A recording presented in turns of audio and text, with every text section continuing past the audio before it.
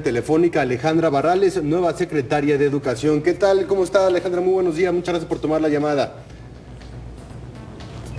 Alejandra, tenemos problemas con la comunicación, en unos momentos más que la tengamos ya estaremos platicando con Alejandra Barrales. ¿Cómo se podía sintetizar estos 9 cambios en el gobierno? Pues es mujeres, un perfil de mujeres, más bien un énfasis en mujeres, un énfasis en ciudadanos, nuevas alianzas dentro de la izquierda, se deshace de varias tribus de la izquierda, hace nuevas alianzas al interior del PRD y tiende puentes a otros partidos. Sí, es una jugada muy interesante con este primer bloque de cambios. Patricia Mercado viene de la Secretaría del Trabajo. Tengo entendido que fue evaluada bastante bien su trabajo, o sea, en el análisis técnico que hizo el doctor Mancera estuvo muy bien evaluada. Y ella va a la Secretaría de Gobierno, viene ella de la sociedad civil, aunque fue candidata presidencial en un partido socialdemócrata. Viene de la izquierda, pero es ciudadana fundamentalmente. Ella fue propuesta originalmente para el gobierno de Miguel Ángel Mancera por grupos de ciudadanos, intelectuales, académicos muy reputados.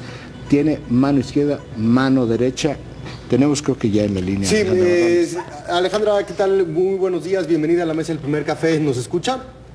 Hola, ¿qué tal? Buenos días, Ana María, Juan Pablo, Raimundo, saludos al auditorio, buen día. Muy buenos días. Igualmente, buenos días. Muchísimas gracias. ¿Cuáles serán sus nuevas tareas? ¿Cuáles serán sus nuevas responsabilidades dentro de esta Secretaría de Educación? ¿Cuáles fueron los comentarios que le hicieron ya al momento de designarla en este nuevo puesto? ¿Cuáles serán estas tareas importantes en el inicio para usted en este puesto? Bueno, sin duda el reto más grande que hoy atraviesa nuestro país y también, por supuesto, la ciudad, tiene que ver con educación. El reto es muy ambicioso, pero tenemos tareas inmediatas. Por ejemplo, garantizar que todos los jóvenes, todas las jóvenes en nuestra ciudad estén en las escuelas en lugar de estar en las calles, es uno de los primeros retos. ¿Cómo hacemos para que en el Distrito Federal ningún joven se quede rechazado, se quede sin lugar en alguna escuela? Y el otro reto que es muy importante tiene que ver con cómo le encontramos sentido a que los jóvenes vayan a la escuela. ¿Cómo hacemos para que un joven encuentre que verdaderamente tiene caso, tiene razón de ser el que vaya a la escuela? A esas mamás, a esas familias, ¿cómo les hacemos sentir que sí vale la pena todo el esfuerzo, la inversión que implica mandar a los hijos a la escuela? Bueno, pues vinculándolos necesariamente con la posibilidad, la oportunidad de un empleo al terminar su formación educativa. Y por supuesto, el más ambicioso y la tarea a la que nos convocó el jefe de gobierno, pues es a buscar que también en el ámbito educativo, como pasa en otros ámbitos de la misma ciudad, logremos hacer de la educación el modelo a seguir en nuestro país a partir del Distrito Federal. Un conflicto importante en la Ciudad de México tiene que ver con el magisterio, con las disidencias y demás. ¿Tiene alguna tarea específica para la relación con estos grupos? Bueno, yo he comentado que mi origen es precisamente un origen de negociación, un origen de diálogo. Yo vengo pues del ámbito sindical también y la posibilidad de lograr acuerdos, resultados, solamente se da a partir de que hay diálogo con todos los actores del proceso, en este caso educativo. Estamos hablando de profesores, estamos hablando de padres de familia, del propio alumnado, los propios estudiantes. Bueno, es importante que todos ellos participen y yo estoy convencida que tenemos toda la posibilidad para encontrar acuerdos con estos grupos que además son tan dinámicos y tan participativos. ¿Qué tal? Muy buenos días, ¿cómo estás? Hola, Ana María. Oye, ¿y qué tipo de relación esperas tener con la Secretaría de Educación Pública, con el secretario Choifet? Bueno, no solamente con el secretario de Educación Pública, sino con todos aquellos espacios del ámbito federal, pero además también del ámbito internacional que tienen que ver con el tema de educación. Todos aquellos que tienen además la obligación de proporcionar recursos económicos, que tienen la obligación y la posibilidad de proporcionarnos alternativas para mejorar la calidad de la educación, la infraestructura al interior de las escuelas, pues vamos a tocar todas esas puertas, vamos a darles información, vamos a compartirles nuestros objetivos y a decirles que en la medida que logremos implementar un modelo educativo en el Distrito Federal que se convierta en modelo vanguardia en nuestro país. A todos nos va a facilitar ir convocando al resto de los territorios, pues para poder mejorar la calidad educativa en nuestro país. Vamos a tocar todas las puertas y vamos a buscar que vengan los apoyos para la capital. Alejandra, una de las grandes preocupaciones que se vieron reflejados en algunos reportes era de que hay un porcentaje importante de niños, de adolescentes aquí en la Ciudad de México que son víctimas de la violencia, ya sea por parte del bullying, ya sea por la violencia de las pandillas, bueno, también violencia intrafamiliar, pero que son víctimas de la violencia y que de una forma u otra eso se está reflejando, que dejan las escuelas, entonces que abandonan las escuelas. Entonces, no sé, ¿ya estás pensando en qué proyectos, qué planes vas a implementar en ese sentido? Sí, bueno, pues la tarea es muy amplia, Ana María, pero quiero compartirte que estamos muy positivos porque aun y cuando nuestro esquema, nuestro andamiaje jurídico es diferente al resto de los estados, cuando hablamos de educación en el Distrito Federal, sí tenemos la posibilidad como un ente normativo de poder incidir en todos estos temas que se tocan al interior de las escuelas. Sí hay una forma y esa forma pasa por involucrarse con padres de familia, pasa por involucrarse con especialistas en la materia que formen parte de un congreso, una especie de consejo ciudadano académico que permita que definamos de alguna manera juntos cuáles son los temas que nos interesa tocar, y es ahí donde tenemos que abordar los temas de violencia.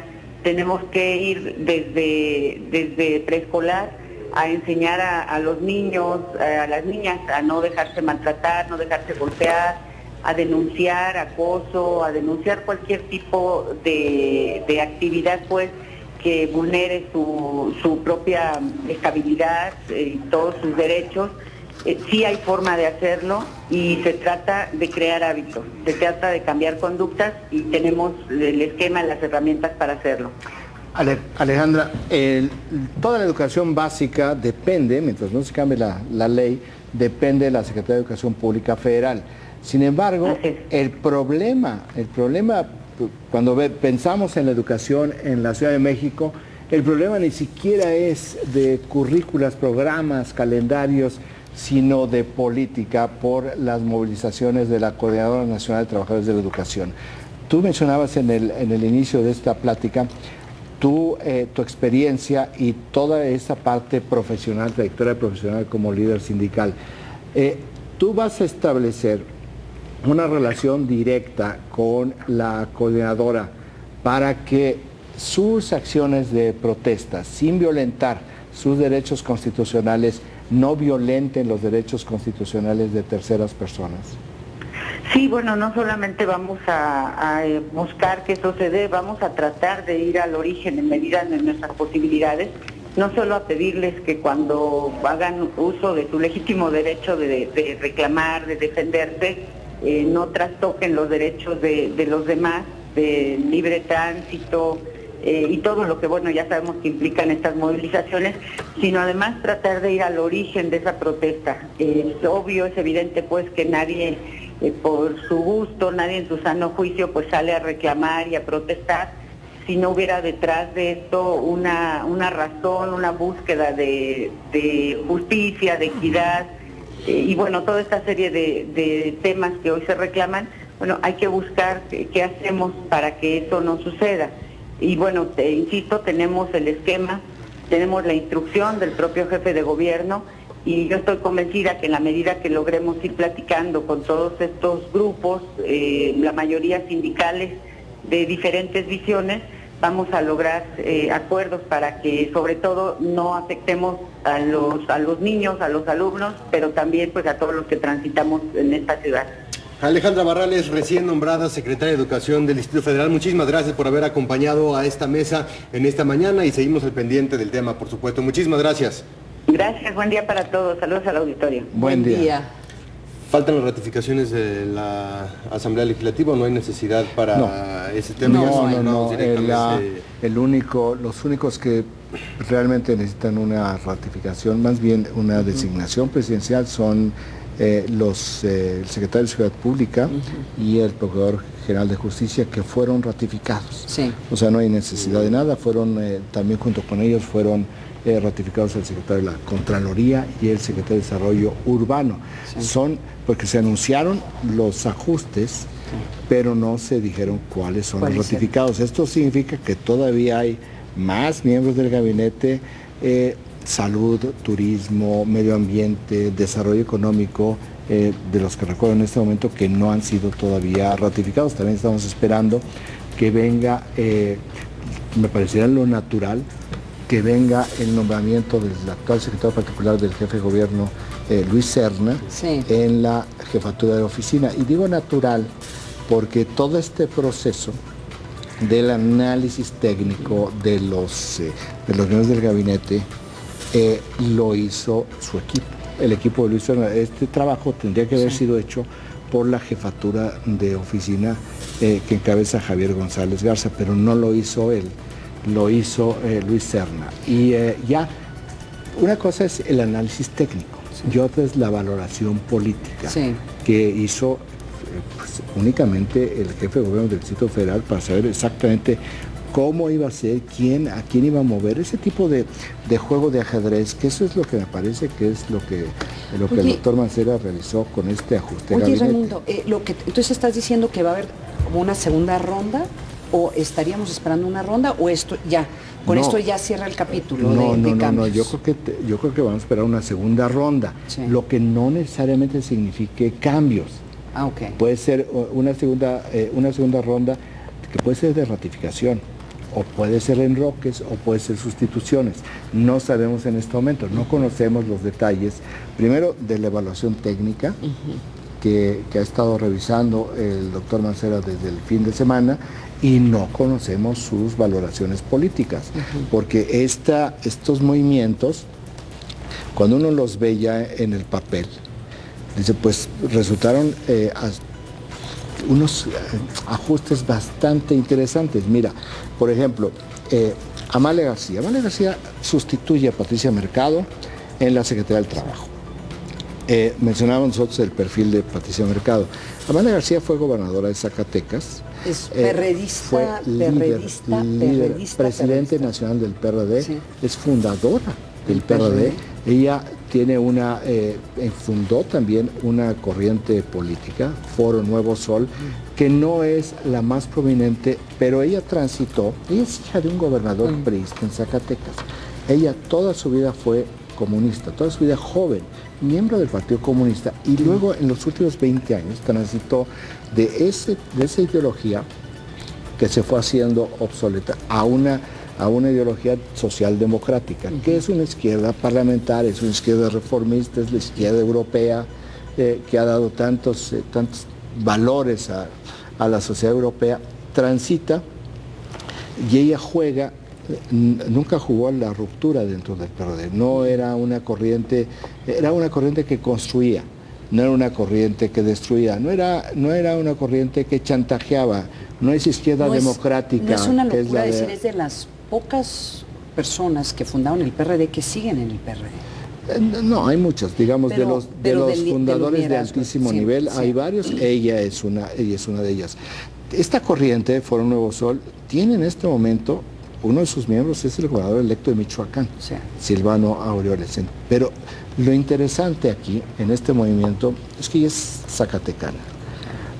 Ricardo Monreal fue gobernador de Zacatecas antes de ella, pero después de que salió ella y había un gobierno priista, estuvo tratando de gestionar, impulsar, cabildear para que la metieran a la cárcel. Entonces le hicieron una serie de auditorías. Hizo una vida imposible, ¿de acuerdo? Acusaciones contra su hija, la hija de Amalia. Entonces todo esto estuvo manipulado por Ricardo Monreal, que ya no estaba en el gobierno. Entonces ahora Ricardo Monreal es la pieza clave de Andrés Manuel López Obrador de Morena en la Ciudad de México, como próximo delegado en la delegación Cuauhtémoc. Amalia García los conoce perfectamente. Políticamente perfectamente. Ella, tú le preguntas, es como siempre muy tersa en lo que dice, nunca se pelea, es muy cuidadosa, tiene mucho oficio político, pero indiscutiblemente, aunque no lo digan, este es uno de los diques que establece Miguel Ángel Mancera frente a Morena. Lo dijo en su discurso. Escuchamos a los ciudadanos que no están contentos con nosotros, pero también hay una nueva realidad política en el Distrito Federal. Eso lo dijo el doctor Mancera. La realidad política es que Morena tiene la mayor parte de los puestos de elección popular en esta ciudad. Amalia García es una muy buena operadora política que, con el conocimiento perfecto de estos dos políticos muy avesados, muy sagaces, unos zorros, para poder ser uno de los controles. Otro control que me pareció una jugada maestra es el Héctor Serrano. Sí. Yo estoy leyendo en redes y en los medios las críticas a Héctor Serrano. Héctor Serrano es el secretario de Gobierno del Distrito Federal y lo pasan a Movilidad. Movilidad dice, ¿por qué lo pasan a Movilidad? Bueno, Movilidad tiene bajo su control a los taxistas. ¿Por qué es importante la parte de los taxistas? Porque esa es la clientela electoral de Andrés Manuel López Obrador, particularmente los taxis piratas. Durante muchos años, el dinero político para acciones políticas, no de lucro personal, acciones políticas del equipo de Andrés Manuel López Obrador ha venido de los taxis piratas. Entonces, si te meten a Héctor Serrano, que es un operador político nato, a la parte de movilidad y entiendes que en eso, toda esa área que es importante, tiene el ingrediente o la variable político electoral de los taxis, pues sí me parece que te ponen a Amalia García en un lugar, Secretaría del Trabajo, donde va a retomar ella el tema del salario mínimo, muy importante, en tema local y en tema nacional. Te ubican a Héctor Serrano en una parte que es de financiamiento permanente para operaciones políticas, te están cortando financiamiento político, te lo pueden cortar. Y luego, Miguel Ángel Mancera va por Alejandra Barrales, con quien contendió en una pelea muy dura por la candidatura a la gubernatura del Distrito Federal, y recoge del área de los chuchos a lo más rescatable. Quien quiere ser jefe de gobierno del Distrito Federal es Carlos Navarrete, actual presidente del PRD, pero no va con ellos, no va con Miguel Barbosa, no va con Armando Ríos Peter, que quería que le garantizaran la candidatura de la jefatura de gobierno del Distrito Federal, y que también él lo hace crecer, Marcelo Ebrard, pero se van con Alejandra Barrales. La senadora Alejandra Barrales, que fue el líder de la Asamblea Legislativa en la anterior legislatura en el Distrito Federal, que estaba en esa corriente, y yo digo, rescatan a lo mejor que tenía esa corriente en términos de imágenes, en términos también de operación política. Tener a alguien que pueda lidiar con finalmente, yo nada más incluiría Rosicela Rodríguez, que era la secretaria de Desarrollo Social, muy vinculada a Morena, y no la cortan, la mandan al desarrollo rural. Es decir, es casi como decirle, bueno, tú te vas a encargar de Milpalta, aléjate del Zócalo, te vas a Milpalta. No rompemos contigo, pero te anulamos. Laura Ballesteros, que fue panista, legisladora local panista, contendió por la delegación Miguel Hidalgo por el PRI y el Partido Verde, sabe mucho de movilidad, le crean una oficina en movilidad interesante. Me parece que ella le están apuntalando hacia adelante, no ahora, para llegar a la Secretaría del Medio Ambiente que hoy en día tiene Tania Müller. Me parece que este movimiento nos hace pensar que Tania Müller va a ser ratificada próximamente por el jefe del Distrito Federal, pero aquí ya lanza un puente Miguel Ángel Mancera hacia otros grupos, y otro movimiento muy importante es el del director del metro, porque a quien designa es a Jorge Gaviño, diputado local de Nueva Alianza. Nueva Alianza, muy importante, que ha tenido alianzas políticas, por ejemplo, con Silvano Aureoles, con el PRD.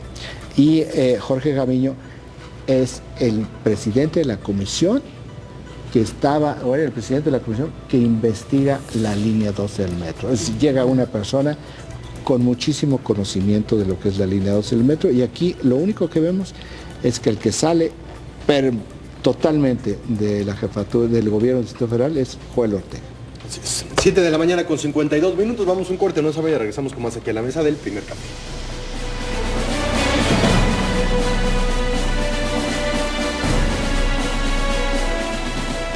En julio, la cigüeña llega a Central con Inés Gómez Montt. A pocos días de la llegada de su quinto hijo, nos revela su nombre y su sexo. Chema Jaspic, Osvaldo confiesan qué situaciones los hacen sentir en la cuerda floja. Además, moda y estilo en Prom Night.